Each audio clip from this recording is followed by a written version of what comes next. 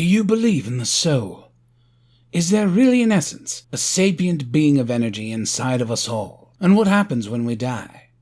I realize this is a much debated issue, and I'm not here to start a fight. I'm just thinking out loud.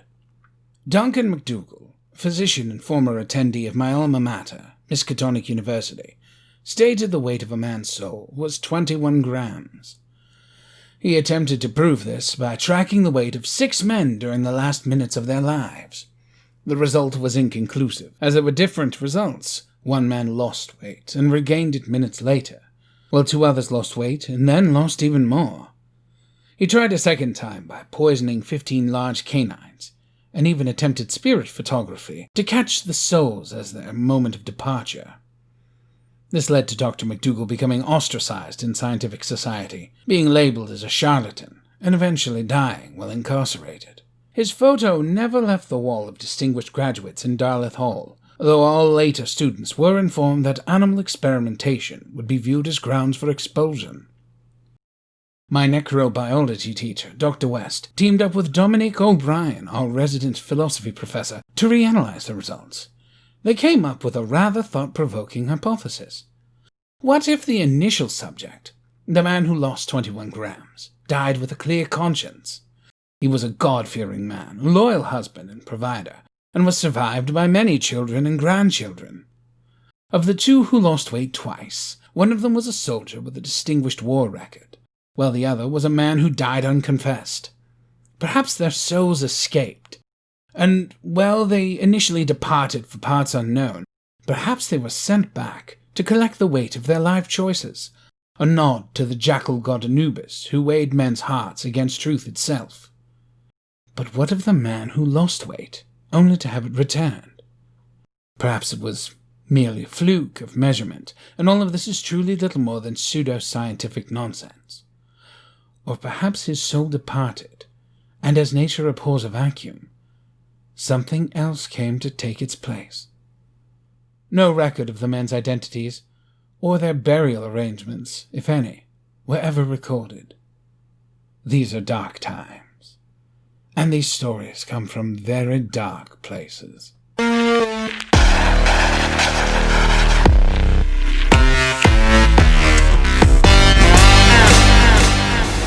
Hello, listeners. My name is Johnas Armitage, and you're listening to Stories from Dark Places.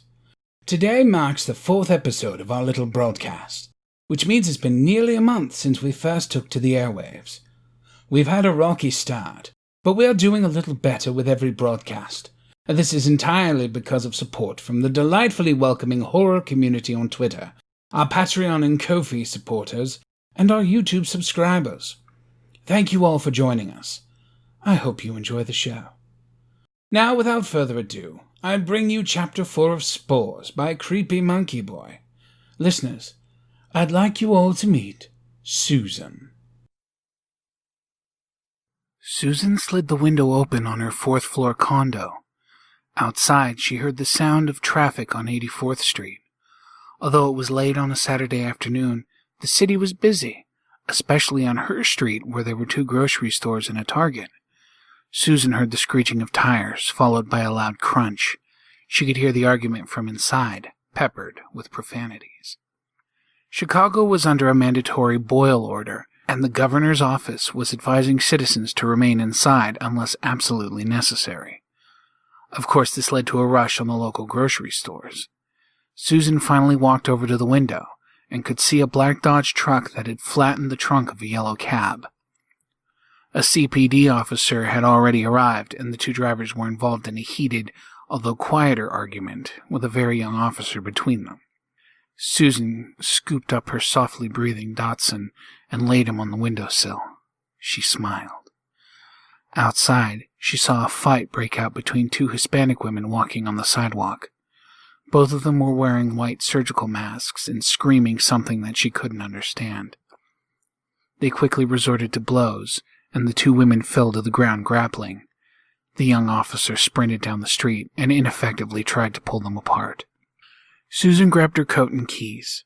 She pulled the coat on over her arms, covering the 9 fully formed stalks on her arms. Susan doubled over, hacking and coughing just as she was reaching for the door. A cloud of black spore sprayed out onto the wall, flecked with blood. She smiled and looked back to Pepper lying on the windowsill. His chest was rising up and down, but his open eyes were glassy and lifeless. He had taken the spore into his lungs so fast, Susan thought to herself, much faster than she did. She felt so much pride looking at him now, spreading the rapture into the air. Susan had been planning this for weeks, ever since the EU had declared a state of emergency and closed all borders for member countries. She had felt such a strong calling. She knew that this was the purpose of her life. She wasn't the only one. She had made so many friends online, people like her that knew that this was the path to returning the earth to a pure state, a clean form devoid of the real plague of humanity. It had been her friend Halem in India that helped her join the purification. He had smuggled samples out of Iran and shipped them to a contact in the Philippines just before the docks in his country were closed. Susan had received the package just last week, an infected dove with black stalks growing from its rotting body. Susan remembered her excitement when she was opening it. Pepper was whimpering in the corner, but he just didn't know how important he was. She sliced open the bag and untied the plastic bag inside, gagging at the smell. She realized with excitement that the bag had originally been clear, but the inside was coated with black spores. Susan closed and locked the door behind her. She wasn't planning on returning. She walked out of her front door onto the crowded street. Most of the people walking by were wearing some form of mask. The officer had left already, and the 2 cars had been left on the street, drivers nowhere in sight. A line of idling cars with impatient-looking drivers sat behind them, unaware that their owners had abandoned them. An older man without a mask walked around her. She leaned forward and coughed into his path. He recoiled in horror, his eyes wide in shock before hurrying off, covering his mouth with his sleeve. "Fucking bitch!" she heard him mutter as he departed. She grinned, feeling the first tendril in her mouth drag across the inside of her lip, seeking an opening. She gingerly shifted it around, stroking the strand softly with her tongue like a lover. A woman walking with a toddler passed by. The toddler reached out to her innocently. Susan slightly pulled up her sleeve and let the little girl touch her hands on a stalk coming out of her arm. The girl smiled brightly as her clueless mother, focused on the crowd in front of her, tugged her along. Susan walked along the sidewalk more slowly than the crowd, and they flowed around her. She held out her hands, rubbing them on strangers, trying to stroke bare flesh wherever she could. She coughed and exhaled into the faces of everyone near her without a mask. Some noticed and hurried away from her. A young black man that she very conspicuously coughed on screamed a tirade of obscenities at her. He stopped when she couldn't help but smirk at him and unceremoniously slugged her across the face with a powerful right hook. She staggered backwards into the crowd, knocking over an Asian couple. Although it took her a moment to realize what happened and recover, she made sure to cough and touch the faces of both husband and wife as they got up. They apologized to her, and Susan found that hilarious. She continued for hours, walking through the grocery stores, touching unsuspecting shoppers, leaving black smears on cans and packages of food. She even spent an hour in Target, standing behind a box fan that she had taken out of the package and plugged in, just breathing out. She did that until a customer had come over and taken the fan and put it in their shopping cart.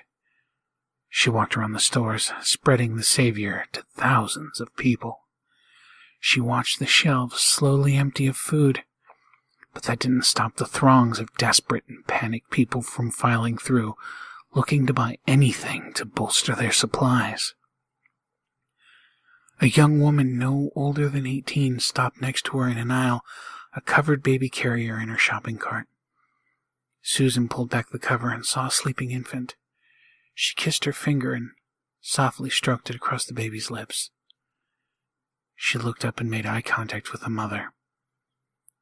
Susan walked away, leaving the mother standing there, open-mouthed and stunned. Susan continued until her coughing became consistent and uncontrollable.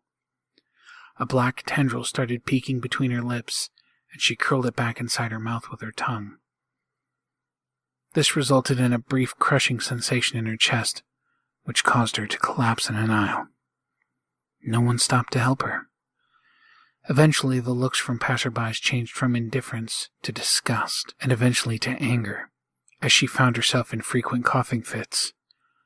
A pair of men began following her, and when she turned into an empty aisle whose shelves had already been cleaned out, one of the men followed her and planted a powerful kick in the middle of her back. It took her 30 minutes to finally rise to her feet and stagger away, leaving a puddle of blood, speckled with black, wriggling threads. She walked outside into a crush of people trying to get inside a drugstore across the street. Weak and disoriented, she unsuccessfully tried to push her way into the crowd, but was violently shoved back onto her butt by a white woman who looked no younger than 70. A middle-aged, Middle Eastern man picked her up by her arm and helped her away from the mass of people. "Are you okay?" he asked her. Susan nodded, wiping a smear of blood off of her chin and onto the man's face. He stepped backward, a look of shock and horror on his face, not unlike the young mother had given her earlier. She racked a ball of mucus in the back of her throat and spat it squarely onto the man's chest. He recoiled as though he had been shot and disappeared into the crowd. Susan staggered down the street, stopping briefly outside of an electronics shop to watch a news report about rioting outside stores in the city. The scrolling bar at the bottom read that there were confirmed outbreaks of the mysterious disease in Oklahoma and St. Louis, Missouri. National Guard soldiers had been mobilized in those areas as part of a declaration of martial law. Susan remembered her friend Tim from the forums. She remembered that he lived somewhere outside of Oklahoma City. She wondered if he had gotten his package from Halem. The purification was spreading across the world, wiping the garbage away. Susan went into a dark alley between buildings, and with the last bit of strength she had in her body, she climbed the ladder up a nearby fire escape, stripped off her clothes, and lay down on the landing. Susan lay there in the dark and watched the constant stream of people walking by. She hated them, every one of them. She hated them like she hated her parents for putting her into a psychiatric hospital at 16 after several suicide attempts. She hated them like she hated her therapist, who constantly tried to convince her to voluntarily enter a group home, like she hated her probation officer, like she hated her landlord for posting the eviction order on her door 2 weeks ago. She was so happy to become something else, something better. She curled up into the fetal position and ran her tongue over the 2 stalks that curled out of her mouth and reached upward along her cheek. She rubbed her hands gently on the stalks on her arms, feeling them pulse in the muscles of her arms as they were touched. She rhythmically breathed in and then out, releasing a tiny cloud of spores each time. She continued, long after she died. Oh, Susan, what the hell? Everyone knows at least one of those types. The people who have selected a position to occupy, usually a toxic one that does little more than offend, and then proceeds to flail it about without regard to the damage done. Susan wouldn't tell you if she was bitten by a zombie. Susan is the reason why I don't have a Facebook account. Susan, you're the reason why we can't have nice things. Anyway, that's all the time we have tonight.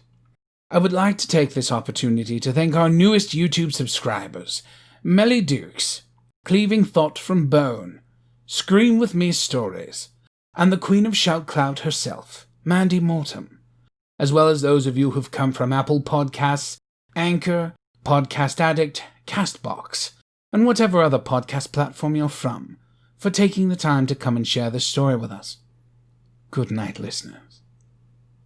And please, the next time you feel like something is watching you from the shadows, remember, there's nothing to be afraid of. After all, some of the best things only happen in the dark.